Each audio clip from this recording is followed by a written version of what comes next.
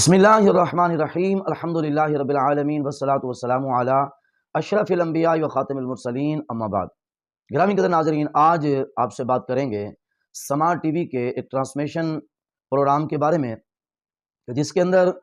میزبانوں نے مہمان خصوصی کے طور پر مفتی سخاوت صاحب نام کے ایک مولانا صاحب کو مدعو کر رکھا ہوا ہے،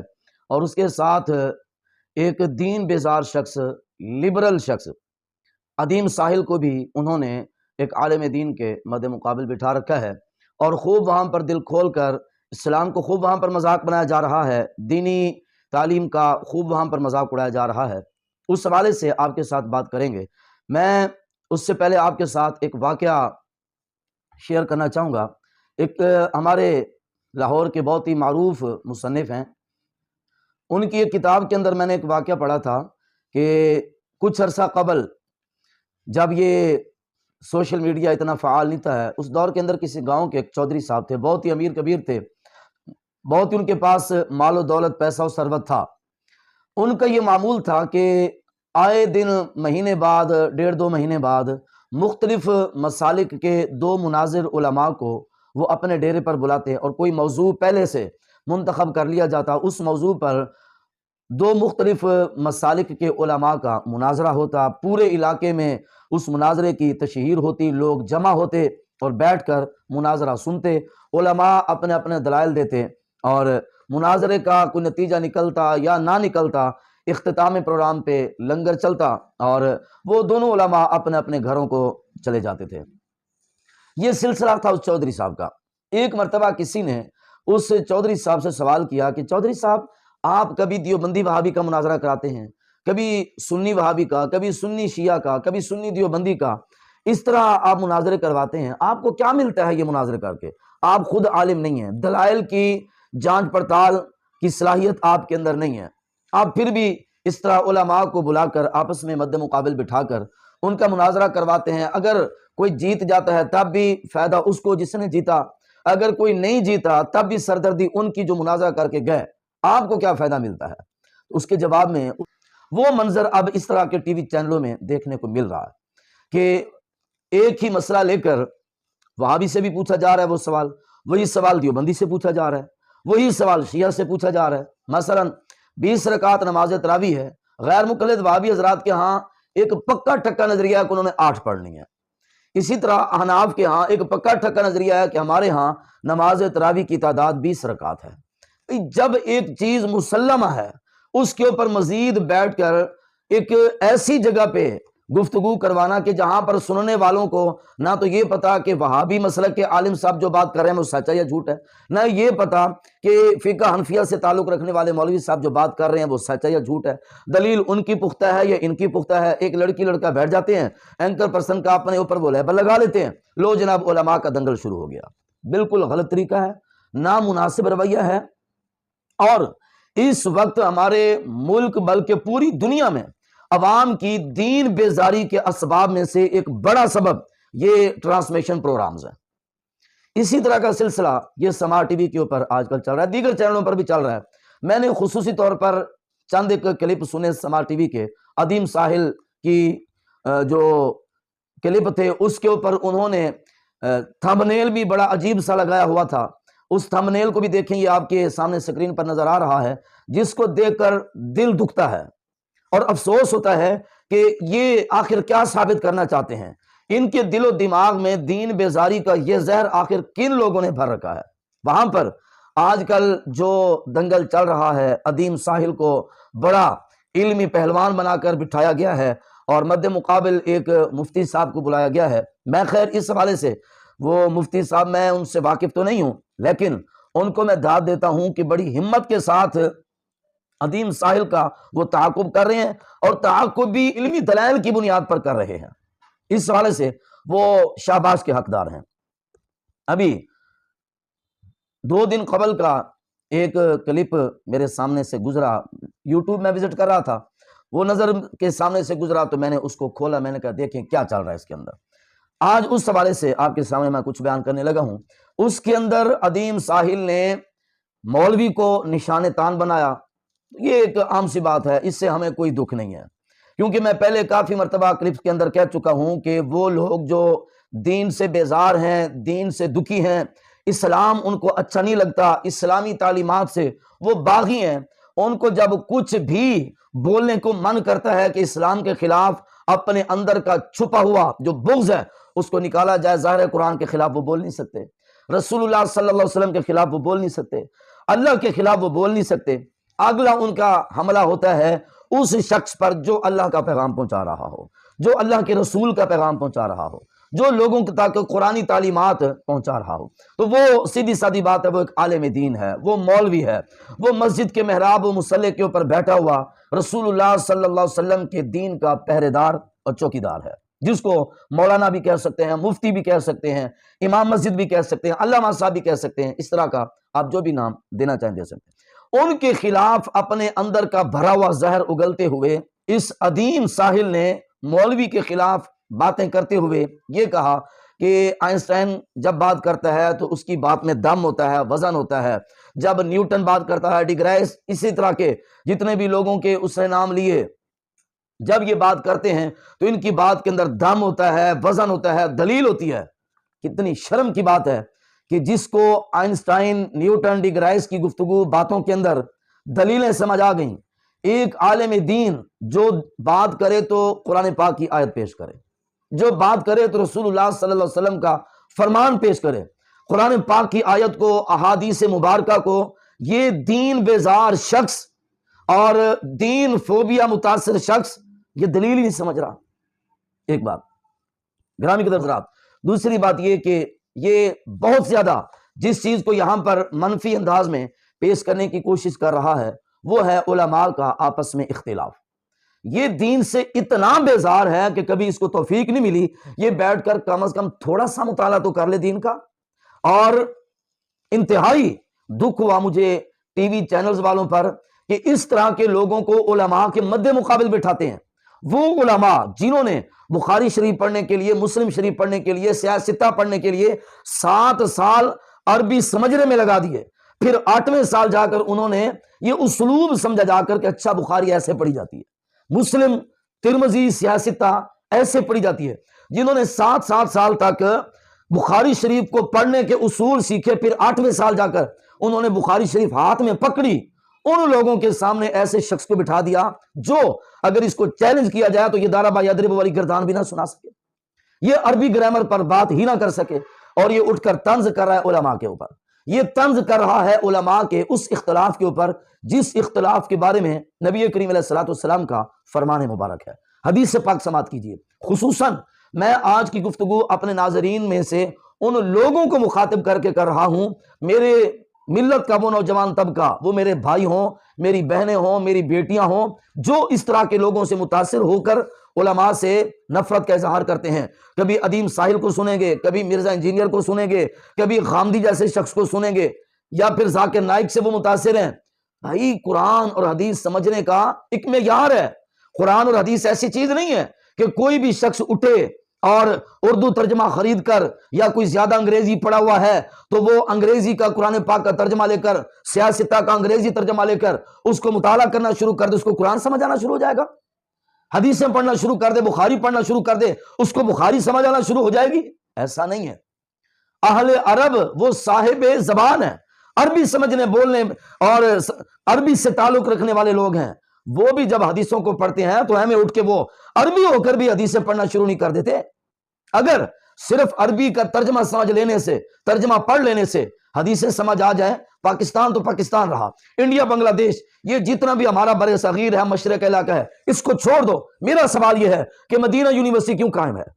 میرا سوال یہ ہے بغداد یونیورسٹی کیوں قائم ہے؟ میرا سوال یہ ہے کہ جامعہ ازہر جیسی 1000 سال سے زیادہ پرانی یونیورسٹی کیوں قائم ہے؟ مصر تو عربوں کا علاقہ ہے، وہ پیدا ہوتے ہی عربی بولنا شروع کر دیتے ہیں، ان کو تو قرآن پاک سمجھنے کے لیے کسی گرامر کی ضرورت بھی نہیں ہونی چاہیے، وہ عربی ہو کر بھی اتنے بڑے بڑے ادارے بنا کر بیٹھے ہیں، بھائی وہ کیوں قائم ہیں؟ کبھی سوچیں تو صحیح۔ آ جا کر ان کا خبث اگر کبھی ابھرتا ہے تو پاکستان کے مدارس کے خلاف، بر صغیر کے مدارس کے خلاف، انڈیا بنگلہ دیش کے مدارس کے خلاف۔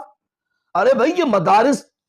اگر قائم ہیں تو یہ میں نے جن مدارس کا نام لیا، مراکز اور تعلیمی اداروں کا نام لیا، مصر ہے، مدینہ پاک ہے، اور مکہ پاک ہے، بغداد شریف ہے، اور شام کے اندر ہے، اعلیٰ حضرت کیا، یہ تو آج کل کی باتیں ہیں۔ خود مدینہ طیبہ کے اندر رسول اللہ صلی اللہ علیہ وسلم کے زمانے میں صفا کا چبوترا کیوں قائم کیا گیا تھا؟ اور وہ صحابہ جنہوں نے نبی کریم صلی اللہ تعالی علیہ وآلہ وسلم سے ڈائریکٹ حدیثیں سنی ہوئی تھیں، وہ صحابہ پھر اپنے سے سینئر صحابہ کے پاس جا کر پوچھتے تھے کہ نبی کریم علیہ السلام نے یہ فرمایا، اس کا کیا مطلب ہے؟ تو آپ کیا سمجھتے ہیں کہ صحابہ کو کیوں ضرورت پیش آئی تھی دیگر صحابہ کے پاس جا کر حدیثیں سمجھنے کی یا قرآن پاک سمجھنے کی؟ یہاں سے تھوڑا سا آپ ایک تصور لیں کہ صرف عربی کے تحریر کے نیچے اردو ترجمہ لکھا ہو اس کو پڑھ لینے سے میرے بھائی دین سمجھ نہیں آئے گا۔ دین کے سمجھنے کے لیے ایک معیار ہے، دین کے سمجھنے کا ایک طریقہ کار ہے جو صحابہ کرام سے لے کر ہمارے اسلاف سے ہوتا ہوا آج تک چلتا آ رہا ہے۔ بخاری بھی تب سمجھ آئے گی، مسلم بھی تب سمجھ آئے گی، قرآن کی تفسیر بھی تب سمجھ آئے گی اگر خود مطالعہ کر کر کے اٹھے گا۔ تو پھر مرزا انجینئر جیسا بندہ یہی کہے گا نا کہ اگر توحید بیان ہوگی پھر اولیاء کی توہین تو ہوگی۔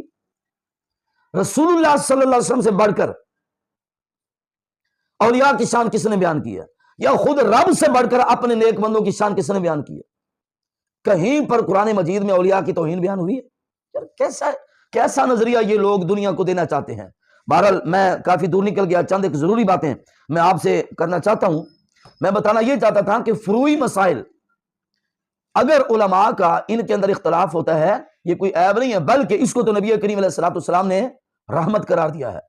میں بات کر رہا تھا عدیم ساحل کی، جاہل مطلق، دین بیزار، قرآن بیزار، حدیث بیزار، اور محبت مصطفیٰ سے بیزار شخص، محبت قرآن سے بیزار شخص، اس جاہل کو کم از کم کوئی جا کر بتا دے کہ جاہل مطلق میرے نبی کا فرمان ہے۔ آقا فرماتے ہیں، رسول اللہ نے ارشاد فرمایا وما اختلاف امتی رحمت، فرمایا کہ میری امت کے علماء کا اختلاف اللہ کی رحمت ہے۔ جس چیز کو میرے نبی رحمت قرار دے رہے ہیں اس کو یہ جاہل شخص ہمارے مسلمان قوم کی تنزلی اور گمراہی اور ناکامی کا سبب بیان کر رہا ہے۔ اللہ تعالیٰ معاف فرمائے، اللہ تعالیٰ کی پناہ۔ اس کے بعد یہ کہتا ہے کہ لوگ مساجد سے بیزار ہوئے ہیں مولویوں کی وجہ سے۔ ایسا نہیں ہے، جب تک لوگ دین علماء سے لیتے تھے مساجد بھری ہوتی تھی۔ جب سے لوگوں نے دین انٹرنیٹ سے لینا شروع کیا ہے،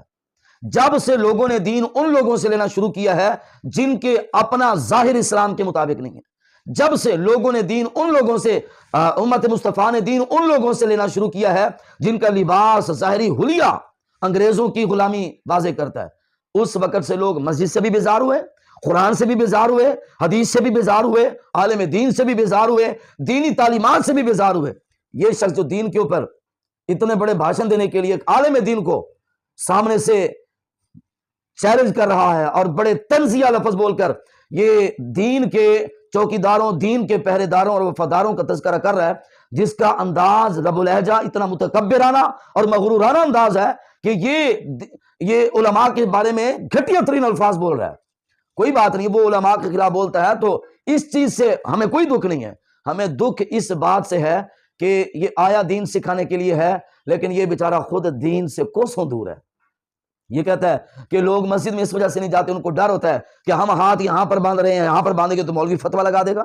ہم کافر ہو جائیں گے۔ یہ یہاں پر باندھ رہے ہیں، ہم نے اگر یہاں پر باندھے تو مولوی فتویٰ لگا دے گا، ہم کافر ہو جائیں گے۔ اس کو میں چیلنج کر رہا ہوں، یا پھر اس کے سننے والے کو، اس کے ناظرین کو، اس کے جتنے بھی فالوورز ہیں، میں سب کو چیلنج کر رہا ہوں۔ ہمارا آپس میں مسالک کا اختلاف ہے،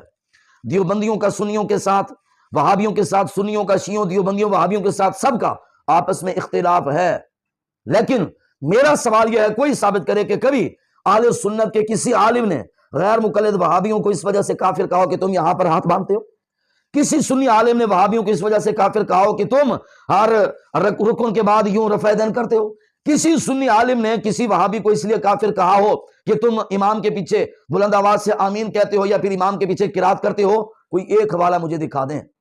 یہ عدیم ساحل، یہ اس کی جتنی بھی ذریت اس کے فالوورز ہیں، کوئی ایک حوالہ لے کر آئیں، مجھے دکھائیں جس کے اندر یہ ہو کہ سنی عالم دین نے وہابی کو یا دیوبندی کو ان فروعی مسائل کی وجہ سے کافر کہا، بدعتی کہا، بے دین کہا۔ اس کی مت ماری ہوئی ہے، اس نے آج تک نہ دین پڑھا، نہ دین پڑھے ہوئے لوگوں کے ساتھ بیٹھا، نہ اس کو پتہ ہے کہ دین کیا چیز ہے۔ اور وہ ہمارا نوجوان طبقہ کہ جو ان کو سن سن کر دین کے بارے میں کوئی معلومات نہیں رکھتے، وہ بھی بیٹھ کر پتہ نہیں کیا کیا اپنی زبانوں سے بولتے ہیں۔ میں نے اس سما ٹی وی کے کلپ کے کمنٹ سے پڑھے، یقین کریں کہ ہمارے نوجوان طبقے کو یہ لوگ گمراہ کر رہے ہیں اور دین سے دور لے کر جا رہے ہیں۔ یہ لوگ ہیں جو ہمارے اس معاشرے کے لوگوں کے دین بیزاری کا سبب ہیں۔ بہت ساری باتیں ہیں اس حوالے سے میں نے کرنی تھیں، لیکن چونکہ کلپ طویل ہوتا جا رہا ہے، میں چند ایک باتوں کو بیچ سے حذف کرتے ہوئے آخری بات کرنا چاہتا ہوں کہ اس نے کہا کہ یہ مدارس اور کسی قسم کا بل پاس کروانا ہو تو بڑی شد و مت کے ساتھ آتے ہیں اور اپنی بات منواتے ہیں۔ اس نے مدارس کے مفتیان کی فتویٰ نویسی کو پاکستان کی سیاست سے مشابہ قرار دیتے ہوئے کہا کہ جیسے ہمارے پاکستان کے سیاستدان اور حکمران کوئی بھی فیصلہ اپنی مرضی سے نہیں کر سکتے، ان کے پیچھے ایک طاقت کار فرما ہوتی ہے جو ان سے فیصلے کرواتی ہے، اسی طرح ایک مفتی کے پیچھے بھی ایک طاقت کار فرما ہوتی ہے جو ان سے فتویٰ لکھواتی ہے۔ یار کبھی تو نے کبھی کسی مفتی سے فتویٰ لیا ہے؟ اس شخص سے جا کر پوچھیں۔ یہ تو ایسا بے شرم آدمی علماء کے ساتھ یہ بیٹھنا گوارا نہیں کرتا۔ مفتی سخاوت صاحب جو اس کے مد مقابل بیٹھے ہیں، جب یہ مفتی صاحب بات کرتے ہیں تو یہ کبھی منہ پر آ دے، کبھی یوں کر کے، کبھی ادھر دیکھتا، کبھی ادھر۔ یہ تو اتنا بیزاری کا اظہار کر رہا ہوتا ہے کہ اس کو قرآن کا مسئلہ سننا گوارا ہی نہیں ہے۔ یہ الزام لگا رہا ہے علماء کے اوپر، مفتیان اسلام کے اوپر کہ وہ جب فتویٰ لکھتے ہیں پیچھے طاقت کار فرما ہوتی ہے۔ ہاں، پیچھے طاقت کار فرما ہوتی ہے، ہر مفتی کے پیچھے طاقت کار فرما ہوتی ہے۔ وہ طاقت کون سی ہوتی ہے؟ وہ طاقت قرآن کی طاقت ہے، حدیث مبارک کی طاقت ہے، وہ طاقت ہمارے اکابر مجتہد ائمہ کی طاقت ہے۔ جب بھی کوئی فتویٰ لکھا جاتا ہے، سب سے پہلی دلیل قرآن سے، پھر حدیث سے، پھر اجماع امت سے، مجتہدین کے فتووں سے وہ فیصلہ لیتے ہیں کہ ہمارے اکابر نے قرآن اور حدیث سے فتویٰ کیسے لکھا۔ یہ طاقت پیچھے کار فرما ہوتی ہے۔ اگر یہ سمجھتا ہے کہ جناب کوئی اور غیر ملک کی طاقت کار فرما ہوتی ہے تو میں بتاتا چلوں، اس نے اسی کے اندر یہ بھی کہا کہ یہ فلسطین کے خلاف آواز کیوں نہیں اٹھاتے؟ اوے خدا کا خوف کرو یار، کہ پاکستان کے اندر اس وقت فلسطین کے حق میں سب سے بڑی اور پاورفل جو آواز ہے وہ مدارس دینیہ کی آواز ہے، وہ علماء اسلام کی آواز ہے، وہ مدرسے میں پڑھنے پڑھانے والوں کی آواز ہے، وہ محراب و منبر کی آواز ہے، جس کو اس وقت فلسطین کی اس تنظیم حماس کے سربراہ اسماعیل ہانیہ نے بھی تسلیم کیا ہے۔ فلسطین سے اظہار یکجہتی کے لیے اسلام آباد میں تحریک لبیک پاکستان کا طوفان الاقصی مارچ، حماس کے رہنما اسماعیل ہانیہ کا ریلی سے ٹیلی فونک خطاب، کہا پاکستانیوں کا فلسطینیوں اور قبلہ اول سے نظریاتی تعلق ہے، فلسطینیوں کے حق میں آواز بلند کرنے پر پاکستانیوں کا شکریہ ادا کرتا ہوں کہ اگر پاکستان سے سب سے بڑی کوئی آواز اٹھی ہے تو وہ دیندار لوگوں کی مذہبی جماعتوں کی آواز ہے، لیکن بدقسمتی سے عدیم ساحل جیسا جھوٹا شخص یہ حقیقت کو جانتے ہوئے بھی حقیقت کے اوپر پردہ ڈالتا ہے، یہ حقائق کو جانتے ہوئے بھی جھوٹ بولتا ہے، اس کو سچ معلوم ہونے کے باوجود یہ سچ کو چھپاتا ہے۔ اس وقت پیپل پارٹی ہے، اس وقت نون لیگ ہے، اس وقت تحریک انصاف ہے، جتنی بھی لبرل جماعتیں ہیں، کسی کی ایسی آواز دکھائیں جنہوں نے اسرائیل کے خلاف اور فلسطین کے حق میں کوئی ریکارڈ کروایا ہو اپنا بیان؟ بلکہ ابھی یہ چند دن قبل پاکستان کی اسمبلی کے اندر اسرائیل کے خلاف اور فلسطین کے حق میں جب بل پیش کیا گیا، آپ کو پتا ہے کہ اس بل کے خلاف، اس بل کو نامنظور کرنے کے حق میں، اس بل کی منظوری کے خلاف کن لوگوں نے آواز اٹھائی؟ پاکستان تحریک انصاف کے لوگوں نے آواز اٹھائی۔ وہ پاکستان تحریک انصاف جس کو یہ عدیم ساحل فالو کرتا ہے، جس تحریک کا یہ فالوور ہے، اس کو شرم نہیں آتی بکواس کرتے ہوئے یہ کہتا ہے کہ مولوی اور مدارس والے اور یہ جو علماء خود کو کہتے ہیں مفتی کہتے ہیں یہ فلسطین کے حق میں آواز نہیں اٹھاتے۔ اور جھوٹے، ہمیشہ جب بھی فلسطین کے حق میں آواز اٹھی ہے وہ مدارس نے اٹھائی ہے، وہ دین کا نام لینے والوں نے اٹھائی ہے۔ اور رہے یہ جب کشمیر کا مسئلہ چل رہا تھا، تمہیں یاد ہے اس وقت مریم نواز نے نواز شریف کو کشمیر کا جھنڈا دیا تھا، جب نواز شریف پاکستان آیا اس نے جھنڈا لینے سے انکار کر دیا تھا۔ عمران خان کو ایک خاتون نے جھنڈا دیا تھا، اس نے جھنڈا پکڑنے سے انکار کر دیا تھا۔ اور یہ ابھی اسمبلی کے اندر فلسطین کے حق میں بل پیش ہوا تو تمہاری لبرل جماعتوں نے فلسطین کے حق میں بل پیش کرنے سے انکار کر دیا۔ جھوٹ بولو، کم از کم وہ جھوٹ بولو جس کا کسی کو پتہ نہ ہو۔ حقائق چھپاؤ، وہ تمہارا وتیرہ ہے، تم چھپاؤ، لیکن ایسے حقائق کو چھپاؤ جس کا کسی کو پتہ نہ ہو۔ تو لہٰذا یاد رکھیں، یہ عدیم ساحل دین بیزار شخص ہے، مرزا انجینئر دین بیزار شخص ہے، غامدی دین بیزار شخص ہے، ڈاکٹر ذاکر نائک دین بیزار شخص ہے۔ ان لوگوں کو سننے سے بہتر ہے کہ آپ خود بیٹھ کر قرآن پاک کا ترجمہ پڑھیں، احادیث مبارکہ کا ترجمہ پڑھیں، جہاں پر سمجھنا ہے کسی بھی مستند عالم دین کے پاس جا کر قرآن پاک کی اس آیت کا مفہوم سمجھیں، حدیث مبارک کی اس بات کا مفہوم سمجھیں جو آپ کو سمجھ نہیں آ رہا. جن لوگوں کو خود دین کا پتہ نہیں ہے ان لوگوں سے دین لینے سے بچیں. اللہ تبارک و تعالی ہمیں دین کے ساتھ وفا کرتے رہنے کی توفیق عطا فرمائے.